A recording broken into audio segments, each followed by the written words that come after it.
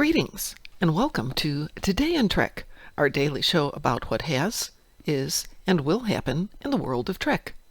It's January 15th, and our host today is Admiral Beckett Fixit, who will be attending to his captainly duties around the galaxy. No coffee of the day today, but we wanted to bring your attention to an upcoming event. On February 21st, 2025, Save and Raid Sanctuary will be kicking off. This weekend-long event, held on Twitch TV, is a multi-streamer relay marathon where a community of streamers over the course of a weekend work in turn to complete a game series by playing for 1 hour each, then passing along the saved files and viewers to the next streamer in the list through the use of Twitch raids. Each year, they raise money for suicide prevention through Suicide Awareness Voices of Education, SAVE. Check out the event at saveandraid.org and check out the organization at save.org. February 21st, 2025. Be there.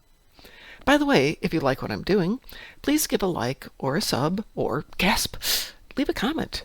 It helps appease the YouTube overlords. On to Today in Trek.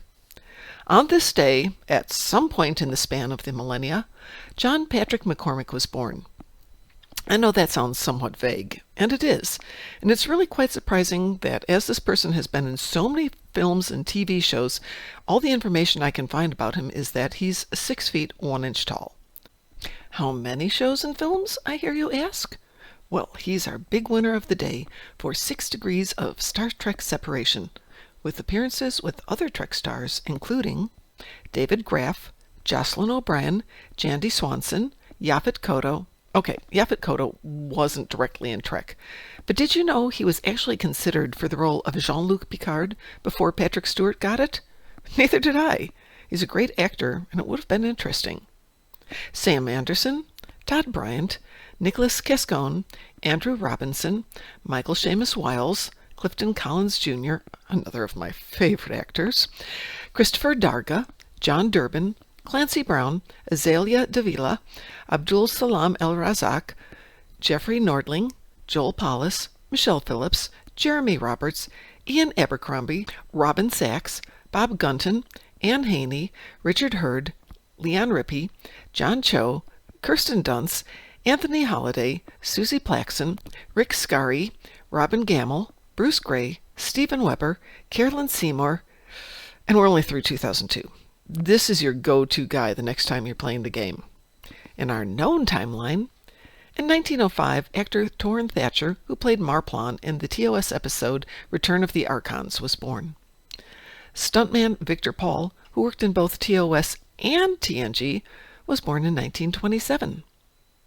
Joanne Linville was born in 1928.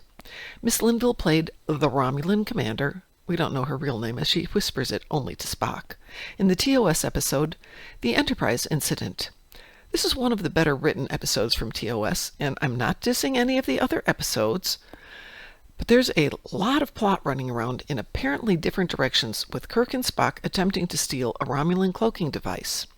But the subterfuge and misdirection gets a spanner thrown in the works when the Romulan commander, beautifully played by Miss Linville, either gets the hots for Spock, or equally likely, decides that suborning a Federation officer to the Romulan Star Empire is going to be a massive feather in her cap.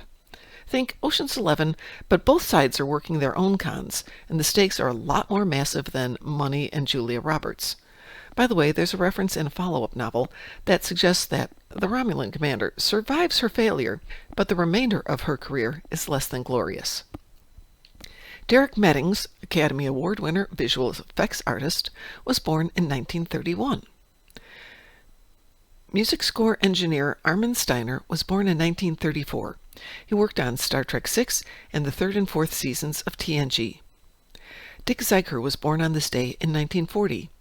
He played a science lieutenant in the TOS episode Let That Be Your Last Battlefield. In 1941, artist David Archer was born. He created paintings for TNG and Star Trek VI.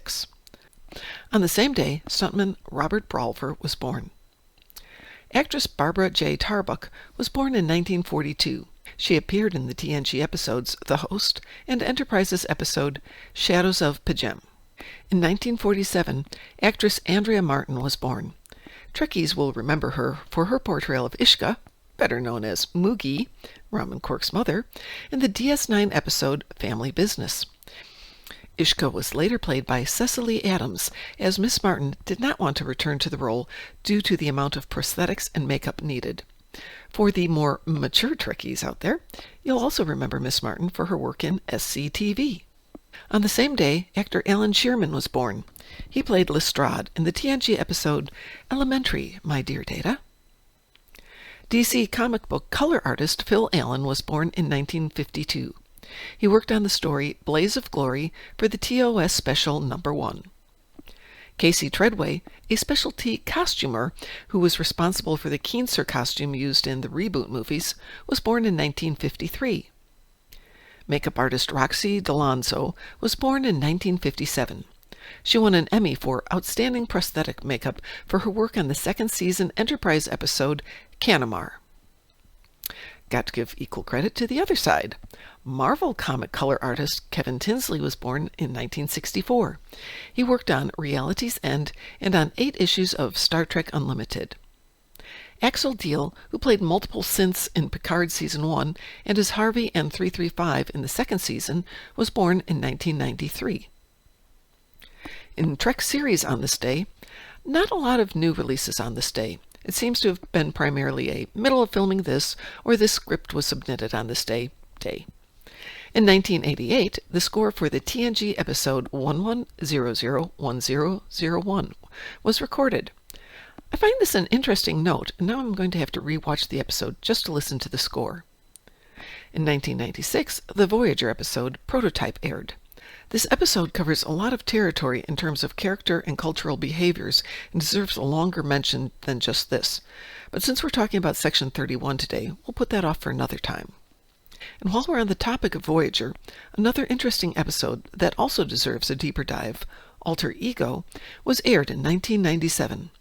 I promise we'll get to that one too.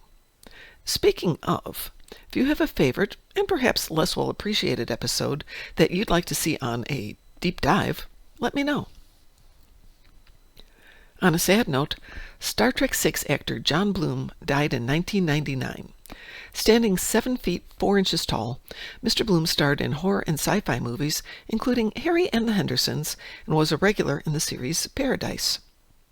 Hairstylist and Emmy Award nominee Chris McBee passed away in 2007.